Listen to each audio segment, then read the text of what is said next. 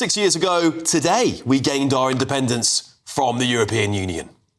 Let's celebrate tonight as we've never done before. You and all of us have made history, and this is the greatest moment in the modern history of our great nation. Thank you! But after millions fought and voted for that historic referendum, today, Keir Starmer is betraying Brexit. He's pushing iterative progress deeper into the EU single market, dynamic alignment on food safety, SPS deals locking us into Brussels rules. Will it be electricity markets next? Carbon trading? It is surrender by stealth, erasing our hard-won freedoms, while he deliberately blames Brexit for Labour's own disastrous economic mess. But Brexit delivered real wins, and they are still paying off, despite the fact you don't hear it very often. Do you remember COVID? Within months of leaving, our regulatory freedom let us approve and roll out vaccines faster than any other European nation. We escaped lockdowns quicker, bounced back stronger than any in the G7, saving lives and saving the economy even more stress. Boris Johnson was right about that. That alone proved Brexit's worth. Trade deals? Well, we've struck independent pacts impossible inside the EU with Australia, New Zealand, Japan, the CPTPP membership boosting access to fast-growing Pacific markets, and importantly, dodging Trump's full tariff hammer in 2025. Only 10% on our exports, while the EU got slapped with 20%. Brexit shielded us from some of that global doom and gloom. And deregulation opportunities, they are huge. Reports show we've avoided the EU's $700 billion debt mountain and no more British taxpayers bailing out Brussels' borrowing binge. Farmers could thrive with real freedom from the EU red tape, not Starmer's alignment trap, wiping out 500 to 800 million in profits. And now Spain is set to give an amnesty to 500,000 illegal migrants, which we will talk about today, and we'll avoid them automatically getting the right to flood into our country too. That's a big enough win if there was one. Now, despite claims that business investment has fallen sharply since Britain left the EU customs union and single market, at the end of the transition period on the 31st of December 2020, it has in fact risen by 19.5% in real terms. The UK's exports of goods and services have grown by 19.2% in real terms since Britain left the customs union and single market. But all of that is, well, the truth is, isn't it? The fight is far from over here. I am getting behind the Daily Express's campaign because we deserve a proper Brexit. We need to ditch the ECHR, which I know is an EU institution, but I see it as part of it. We need to slash regulations, protect our fishermen with that 12-mile zone, and unleash growth we were promised. We can be Singapore upon Thames. We've got the tools, the independent trade, the regulatory power to escape from EU debt traps. Don't let Keir Starmer squander them. This is the one issue that unites all of us on the right. It has united, believe it or not, Nigel Farage, Kemi Badenoch, Boris Johnson, Jacob Rees-Mogg and others. They're all backing this campaign because Britain voted to take back control. We've tasted the benefits. We fight for them now, or we watch Starmer and the left-wing cabal hand it all back to those unelected bureaucrats. That's the choice. Hello, I'm Bev Turner. Now, it can feel like the money in our bank accounts at the moment does not keep up with the cost of living, and maybe there's a solution.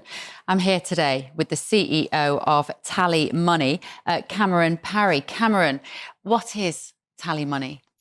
Well, Bev, with TallyMoney, you get a current account and a debit card, but instead of pounds, you use milligrams of gold as your everyday money. So why gold? Gold traditionally is a great store of value. It has, on average, gone up at over 11% per annum for the last 25 years against the pound. It's tripled in value in the last decade. And in the last 2 years alone, it's increased by 50% against the pound. Banks' savings products just can't compete with that level of growth. But this isn't just about gold. This is about a currency that you guys have created at TallyMoney? Explain it to me as though I'm an idiot. So, look, people need to be able to hold their earnings and build their savings in a money that retains its value and remains in their legal control and remains theirs to access, away from government control. Great. You had me at not exposed to government control. You should feel safe and happy with your money. You should have peace of mind the more money you see in your bank balance, and that's the type of thing we're trying to deliver and give people choice in the type of money they get to use every day. Brilliant. Thank you so much, Cameron. Thank you.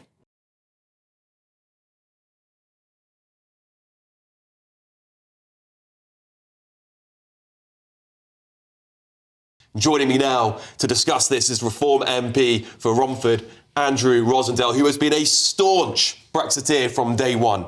Andrew, the benefits of Brexit, of course, haven't been truly felt because we haven't had a true Brexit yet. There's so much opportunity to take, and Keir Starmer's just trying to slowly align us with the EU, in my opinion. What do you think? It's exactly what he's doing. He's completely trying to reverse the whole idea that Britain can be an independent nation. He hated it from the start, and although he can't admit it because the election, he said, we're not going to reverse it. What he's doing is salami slicing. He's trying to get us in by the back door, bit by bit. He's going to agree to more alignment with the EU on a whole range of areas. And I think it's thoroughly undemocratic. It really is appalling that the biggest vote of the British people in history is being reversed by a Labour government, which is the most unpopular government, I think, in our lifetime. On record, I believe. Absolutely. So, frankly, this man, Starmer, should realise that he's not doing what the British people voted for. He needs to focus on actually making our economy strong rather than making our economy weaker and making the British people poorer, which is what his policies are leading to. So what we need is, as the Daily Express is campaigning for, and I back the campaign to, a proper Brexit. We voted to have our freedom and our independence and our sovereignty, and we must ensure that that is exactly what the British people get. Andrew, there's a lot of criticism at Brexit now. If you look at polls, they say it's very unpopular. There's a wide margin of the British public who have turned against the idea of Brexit. Why do you think that is? Well, I think that a lot of people thought that you leave the European Union and the next day it's all going to be rosy. Now, that was never going to happen. It took us 50 years in the EU nearly, and so it takes a long time to turn things around. But things are happening. I mean, you outlined at the start all the different advantages we've had from being an independent country. Now, the future is global. The future is not tied to Germany and France and Spain. Yes, we want to trade and cooperate with our neighbours, but we don't want to be controlled and dominated by bureaucrats in Brussels who are not elected and who are working not in our interests, but the interests of countries like Germany and France, who we all know puppeteer the whole of the European Union. We are far better being a free and independent country, and in the long term, future generations will look back on the decision we made and thank us for it. Andrew, the party you recently left, the Conservative Party, says that they are the most trusted people on Brexit and that only they can deliver a proper Brexit. What would you say to that? I'm afraid I wish that were true. I sat in the House of Commons for 14 years as a backbencher, of course, observing how so many in the Conservative Party did everything they possibly could to try and stop the true Brexit happening. I was a Spartan. I voted against Theresa May's deal on each occasion because it would have been half in, half out of the EU. It wasn't going to be a true Brexit. And unfortunately, the bureaucrats and the civil servants have done everything they can to put obstacles in the way of making Brexit a success. And now we see this Prosper UK group, Michael Heseltine and all that gang again, once again trying to turn the Conservative Party into a party that would probably, if they could get their way, would quietly go back into the European Union. And that's why I've had enough. That's why I'm backing Nigel Farage. That's why we need a Reform UK government that's going to stand up for Britain and look after the long-term interests of this country. Before I bring it out to the panel, because I'm sure they have some thoughts on this as well, final question. A lot of people say Reform is becoming a party of old Conservatives. People like, they say Robert Jenrick wasn't a Brexiteer, he became a Brexiteer. Do you think there's a fair criticism of Reform there? Well, fortunately, I was Reform before Reform was ever created. So I've been arguing for Reform policies within the Conservative Party from day one. I am consistent in everything I've said all the way through. I've always been against Britain being in a political union with Europe. Trade and cooperation is fine, but a political union we never voted for. Now, yes, there are some Conservatives that are joining. And by the way, I think Robert's a fantastic guy, and I think he's a genuine Brexiteer. He has had a genuine change of opinion on a lot of issues, but I think it's authentic.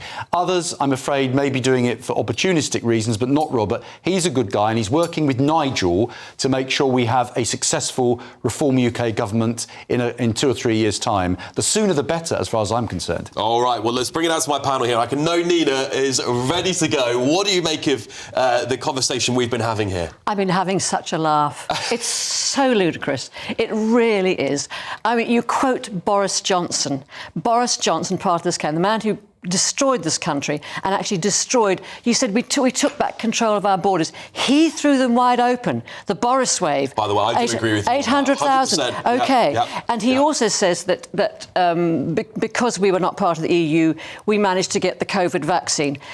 That again is a complete myth. Because we did produce our own vaccine, it did save many lives, and that was fantastic. But there is a law within the EU that gave us that right. We didn't have to take what the EU. So. Well, the Dutch holding our vaccines hostage. Was it the Dutch or the Germans? Someone was holding our vaccines, because there was a plot by Boris Johnson to send the Royal Marines in at one point, wasn't there?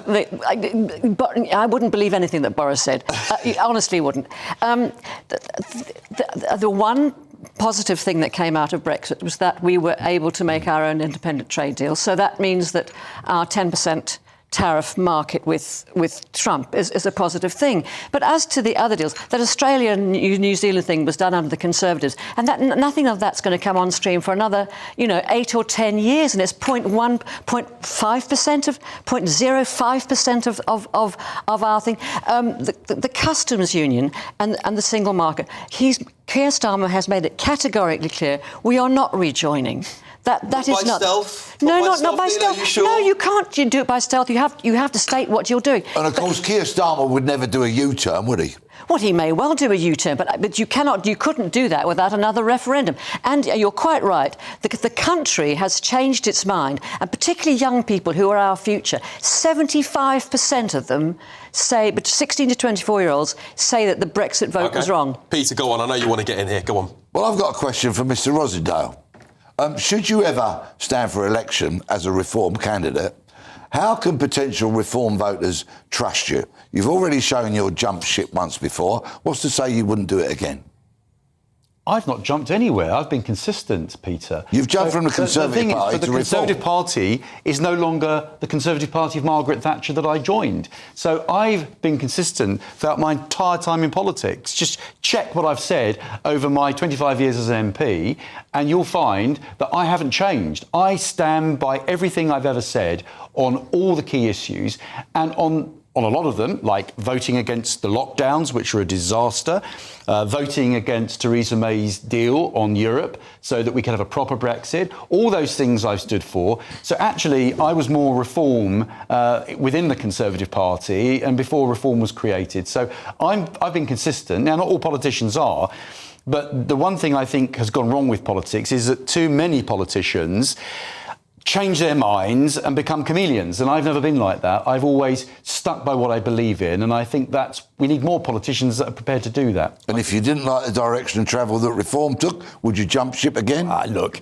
in our electoral system, you can't have lots of different parties of the right of centre, and that's one of our problems. If you have Conservative and Reform, the real danger is, and this is, I lie awake at night fearful of this, that we're going to wake up with a Labour propped-up government with the Liberals, the Greens, the SNP, and Jeremy Corbyn, and goodness knows who else. So Jeremy Corbyn is out of the picture. Let's not. Can I steer this back? Don't get paranoid. If you don't mind, can I steer this? I'll steer this back to Brexit, if I may. I asked two questions. You didn't answer either. Pete, just let me get a little look in, and then you can carry on skewering Andrew Rosindell all you like.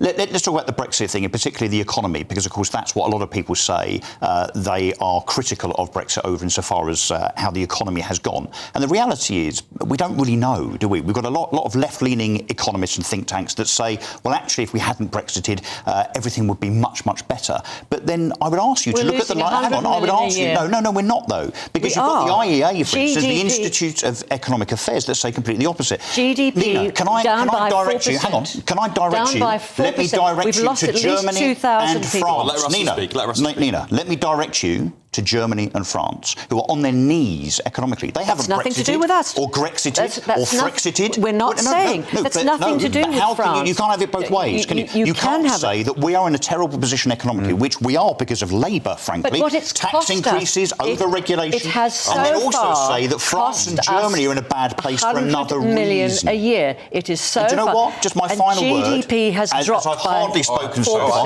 My final word is, notwithstanding the economy, most of us voted for Brexit. The majority of voters voted for Brexit. That is it wasn't a huge majority. majority. It was a democratic vote. I agree. It was a democratic vote. To take back control and have sovereignty. OK, final word. Andrew, thanks for coming in. Do you think we need to go harder for Brexit?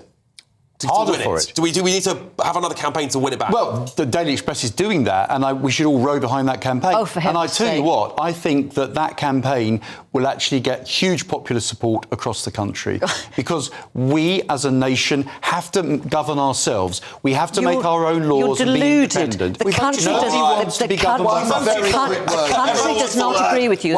Very quick word. Mr. 10 seconds, Rosindell. please, Peter. I asked you 2 questions. You didn't answer them. If you want to connect with the public, stop being a politician, speak to people like they want to be spoken to, answer questions. Well, it's a free-for-all here tonight. I love to see. I hope you're having a great Saturday night at home watching this TV. Andrew, thanks for coming in for tonight. Really appreciate our guest there. Of course, my panel's staying with me.